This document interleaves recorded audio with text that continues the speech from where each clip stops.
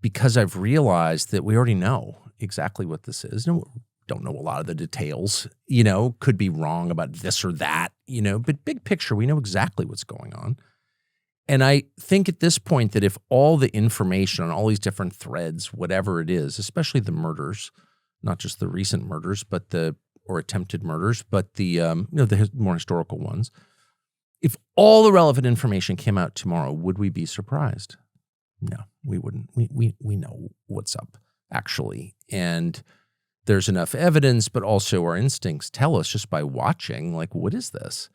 And I agree with you completely. It's not just about Israel, this country. It's about whether or not self-government actually exists. Like, do any of these countries have a system where the people decide who their leaders are and what the country should do collectively? Not really. Or it's more complex than that. Yes, I think elections are to some extent real and all that, but in the end, the big decisions are made not by nations or kings or presidents or whatever we imagine. They're made by, the world's richest people. And I don't think that's an ethnic group. It's not code language for the Jews. It's what it seems to be. It's the people with the biggest stake in this, who have the most to gain and the most to lose, are never going to leave the big decisions to like 3 zip codes in Pennsylvania. Like, come on now. Yeah. Come on, son. Like, that's true.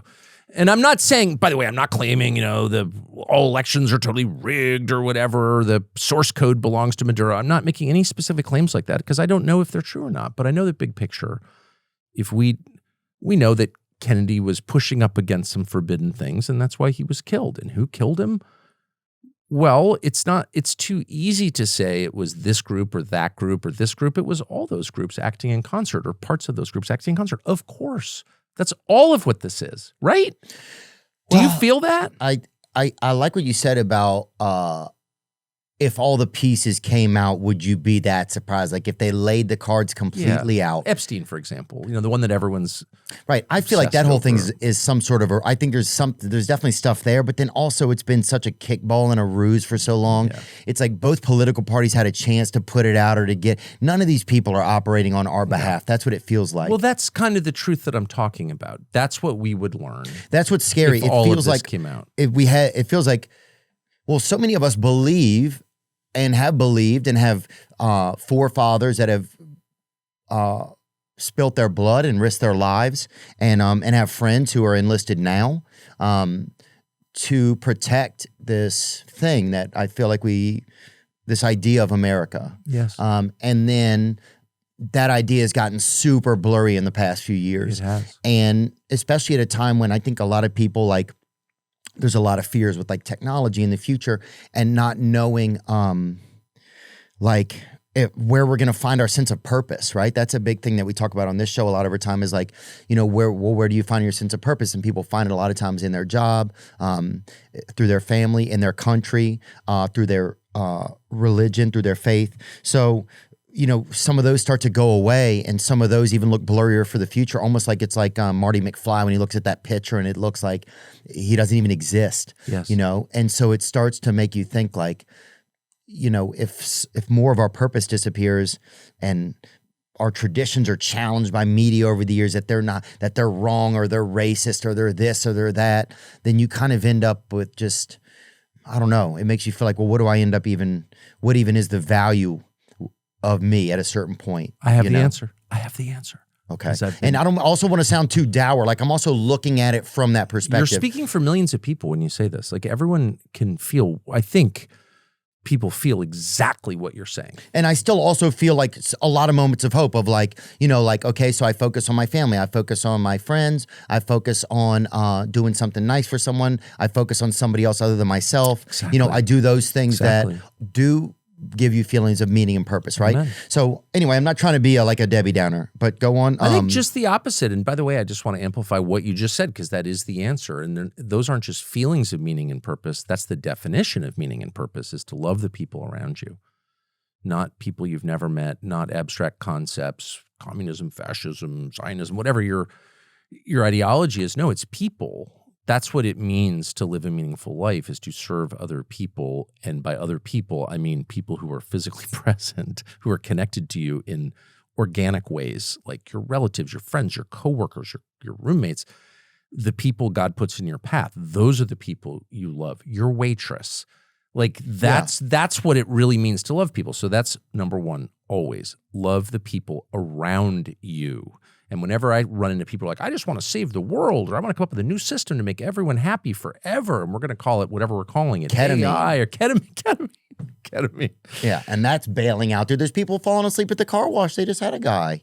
He fell asleep in there. Yeah, well, those of us who've already been down the drug path are a little skeptical of being saved by drugs. Oh, for sure. Yeah. But it's also dangerous. Some of those brushes are sharp in there. Like I fucking fell asleep in that car wash. He was in for 2 cycles. Yeah, they had a sedan that went through, and finally someone in the back seat saw him on the side. That dude was in there getting polished up. You know? And he was a ketamine casualty. Yeah, and he was ketamined up. He was all K'd out. He was in a K-hole or something. Man, I thought I've never done ketamine, but I do think, okay, so the first purpose is to love the people around you in your immediate orbit. And the second purpose is to tell the truth. So the one sentence description of the whole thing that you just laid out, the way you're feeling, is that we are discovering that we actually don't have control over anything big happening. We have no control. Right. And all this shit, all these systems that we've created and cherished and believed in and died for, as you said, were all, in some sense, illusory. They were fake because they gave us the false impression that we have control, whether it's over our government or the future or whatever. We don't have any control. We are on a commercial airliner in a thunderstorm. Okay, that's just what it is. And if you're in 17B, you have no control over whether the plane lands safely or crashes. You just don't. You have no control. We have to metabolize that, like accept that. And once you do, there's total freedom in that. I actually can't protect myself really. As we say in my family, our family motto is, there is no safety, there's only destiny. There is no safety, there's only destiny. And that's the deepest truth of life. We're not the authors of our lives. We can't really control that much about them, except a couple of things. Do we love the people around us, and do we tell the truth? And if you want to prepare yourself for the turmoil that's only going to accelerate, this is all obvious, all of us can feel. The reason we're all so freaking anxious is we can feel that this is the prelude to real turbulence. Every person, dogs can feel a thunderstorm coming 3 hours out. We can feel that. Oh, yeah. You'll see your neighbor just doing circles in the yard. 100%, dude. Yeah. And that's exactly, we are the German Shepherd starting to freak out in the backyard because the weather's coming and we can't see it, but they can feel it, and we can all feel that. So how do you protect yourself? Obviously, buy gold, stash ammo. I believe in all that. But really what you need to do is make yourself strong inside by collecting your people close to you, staying in close touch with them, and telling the truth, because telling the truth gives you spiritual power. The more you tell the truth, the more you are filled with supernatural power. You become invulnerable to the extent a human being can be. I'm telling the truth, and I don't care if you kill me. I really don't care, because what I'm saying is real, and it will outlive me. If you get into that habit, the exercise of just being honest as much as you can be, of course, you're a human being, so you'll lie all the fucking time because you can't help it. But if you keep doing that, you'll be filled with a spiritual power that is stronger than any other power. Do you believe that our country is compromised? Do I believe it's compromised? Yeah. Yeah, I do. Do you believe that it's reversible? I believe so. I mean, again, I'm so old. I'm 56. So I just grew up believing in everything, You're younger than Leanne Morgan. We just had her in here. Really? Have you ever listened to her? No. Oh Does my she gosh. seem old? No, she's great, dude. Both of you guys look great. That's really? her. She's older than I am? Yeah, she told me she was, unless she was lying. I don't believe her. There's that new thing. A lot of women do that. They pretend to be a lot older. That's the true Jedi move for a woman, to be actually, I'm 61. A conventional woman will always be actually, I'm 29, but the really smart ones will be I'm almost 70. Yes. That's how they do it. I think that's right. She's a wonderful, beautiful comedian, and she's hilarious. But anyway, she was just in here, but she's 60 years old. I bet she uses nicotine. Great. I bet she does. She did smoke, she said, in college. Yeah, see, and look what it did for her. And she wears tight bras because she says it keeps her awake. So I love her. But Well, yeah, do you think it's like, and I guess that's a big question. And also going back to what you said a little bit ago, like you said, but then I look at the history of time and it's like, people have always been under the thumb of some type of rule, haven't they? Of course. And so for us to be like, I mean, it's weird. It's like, part of you, it's like you're supposed to, don't be a baby about it, you know? Like you're just being, like there's some sort of oppression. And even as people that can feed themselves, we're not as oppressed as so many other people, or people that if they turn on the light, they're afraid it's going to activate a bomb in the corner of their room. I had dinner with a guy who works for us last night. Literally last night. And I said, where were you born? He goes, I was born in Eritrea, but I grew up in a Sudanese refugee camp. I came to the United States. He's an amazing guy and a wonderful, wonderful guy. But I was like, gosh, you know, I'm from La Jolla. Right. It's like, stop whining. This is my internal dialogue. Stop whining. Stop whining. I had to fly Southwest yesterday. Oh, no one suffered more than me. Yeah, La Jolla. But La Jolla is for sure the lap of luxury of America. Oh, yeah. And almost every single childhood friend of mine was totally destroyed. Actually. Really? Not all, but most. Oh, for sure. Just by the drugs. Wow. Drugs. And, good drugs too. Oh, the best. They did not put baby laxative in our cocaine growing up. Oh. No. That was a ghetto thing. Yeah. No. It was almost blue. We had to wear diapers. It had so much baby laxative, it came with diapers. It came with fucking Huggies, bro. That shit. We had some stuff we bought off some pipes. No. I grew up in a. But anyway, the point is, right. The point is though that there's always been some sort of like, there's always been a rule. There's always been something like that. I think that, but the older you are, the sadder it is to see your illusion shattered, and the harder it is to pivot. So if you talk to people who are like 23 and you're like, I think the moon landing's fake, they're like, yeah, Gramps, it was always fake. Like, what are you talking about? Right. Who the fuck thought that was real? Look at the video one time. Exactly. So that's that is kind of crazy. A friend of mine who's unfortunately gone insane, but was a genius, called James Carville, once said to me, he goes, James Carville from the Democratic Party from Louisiana. Oh, he lives in New Orleans. Oh, yeah. No, I know him well. And he's gone crazy and whatever, but he really was in his prime like a genius and someone I listened to very carefully. And he once said to me, I'll never forget, we're in a restaurant in some foreign country, and he goes, you know, people misunderstand the theory of evolution. And I was like, I can't even do his accent, but he'd be like, survival of the fittest, that's bullshit. That's not what he was saying. And I said, well, what was he saying? He goes, it's survival of the most flexible. It's adaptability. And he had this whole incredible rap about strength is not actually the quality that helps you persevere in the face of change. It's flexibility, the ability to pivot with changes that you can't control. It's not the mass, it's the sail. Exactly. And in fact, strength can be a feature of, or rigidity can be a feature of strength. Like your window pane is strong as hell. It'll last 200 years, but if you tap it, it'll just shatter. No, you need to be able to move with the moment that you live in. And so I feel like young people are in a pretty good spot. But yes, for older people, it's very upsetting. I'm sure you feel it. You're much younger than I, but you still feel it like, oh my gosh, I thought this was real and it's not. And it's like heartbreaking. It's crushing. I see it a lot in like just my probably my mother and things like that, see their disappointment kind of, or just uncertainty about what's going on. And they love the country so much. Yeah. It's real. It's sincere love too. That's the thing. I mean, it's like, it's something that's beautiful that you felt like was a certain way.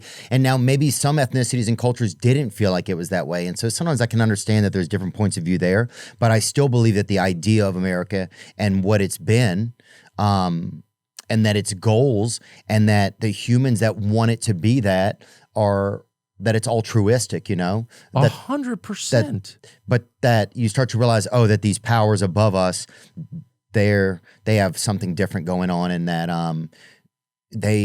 you would think that they would, I guess they just won't tell us, you know? And so I think that's where some of my fear is. It's just like, well, evil thrives in darkness, so there's no doubt about that. Yeah, it's like, what does it mean to be part of something moving forward? What does that thing even look like? You used to believe that everybody that was elected was campaigning for America first, right? Like America first was the thing. That's our system, right? But that's not what's going on. Well, it's of course just the opposite. I mean, look at the country. So the country's dying not because the people are bad, because of bad leadership. Yeah. Leadership is everything. I used to, you get brainwashed growing up here and you're like, no, what really matters is how most people feel. No, what really matters is the willingness of your leaders to actually die for you as you would for your children. Like, it's that simple. If they love you, your country will prosper. If they hate you, it will fail. It's super simple. They don't like us. Okay, got it.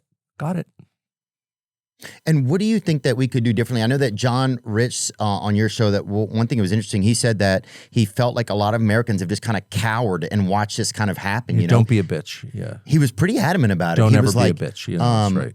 He was speaking mostly about Christians, but also about Americans, that they've just kind of cowered and sort of let this, like, let evil policies, evil things come in and not stood up for their own voices or stood up against their own fears. Do you think that that's true?